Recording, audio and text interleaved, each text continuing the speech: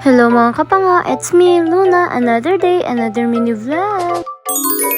For today's video kapanga, pagkagising ko nga pala dyan, nag-general cleaning ako sa aking kwarto. At once a week lang pala ako mag-general cleaning kapanga. At ito, umakyat ako sa taas, sa second floor, at kinuha ko yung uniform ko at saka tuwalya. So, inilagay ko lang po dito sa aparador. At pagkatapos nga pala dyan, maglinis kapanga. So, ito, nag-breakfast na po ako ng kape at tinapay. So, ito lang po yung breakfast ko. At maya lang kapanga, may kumatok sa aking pintuan. So, may nagbigay sa akin ng ulam. So, binigay pala yan ng aking bestie. At nagsaing na din ako kapanga kasi alas 10 na naman po ito ng umaga. Fast forward, hapon na pala ito kapanga. So kakagising ko lang at lumabas ako dyan para kumuha ng aking mga nilaban sa taas. So nakita ko na umulan. Hindi nga pala ako nakapagsimba kapango kasi masama yung pakiramdam ko. So kinuha ko lang dito sa taas kapango yung mga nilabhan at saka tutupiin ko po mamaya. Excuse me sa kilikili ko dyan. O diba ang laki ng braso. Hindi na isabak sa boxing. Halasing ko na pala ito ng hapon kapango. So pagkatapos ko dyan magtupi ng aking nilaban, hindi na pala ako nakapag-video. So ito magluluto na ako ng karne norte. Nag-overthink talaga ako dyan kapango kung ano gusto kong luto sa karne norte kasi kagabi may itlog. Sabi ko hindi naman itlog para maiba, patatas naman. So lumabas ako dyan kapango para bumili ng patatas. Dalawa yung binili ko kasi hindi naman po kalakihan. Fast forward, nugasan ko nga pala ito kapango. Tapos panitan at saka slice. O diba yung maliliit na slice ng kapango. Yung napapanit ka lang na patatas may paganyan-ganyan ka pang aura. Ay na kasi hindi na matalim yung kutsilyo ko kapango. Bago nga pala ako dyan nagluto kapango, bumili ako ng butane kasi naubusan ako ng bala ng butane. So magluluto na ako syempre. So ito na nga kapango, magluluto na ako. Naglagay na pala ako dyan ng kunting mantika kasi magigisa na ako ng sibuyas. Katapos ko igisa yung sibuyas kapango, ilagay ko na yung patatas. Tapos yung lata kapango, hindi ko yan tatapon kasi dyan ko po lagyan ng tubig. Tapos ibuhos ko dito sa aking niluluto. Para simot na simot ba? O diba? Tapos ilagay na natin yung patatas, imikos-mekos, tapos timplahan na natin. O diba? Ang dali lang. Naglagay lang ako dyan ng kunting tubig kapango, asin, tsaka paminta, tapos magic sarap. Kunti lang po. And tada! Luto na. So shout out nga pala sa ating follower Rex Sobron. Damo nga salamat sa inyong suporta. Sana di kayo magsawa sa aking mini vlog. So ayun lang muna kapango. Bye!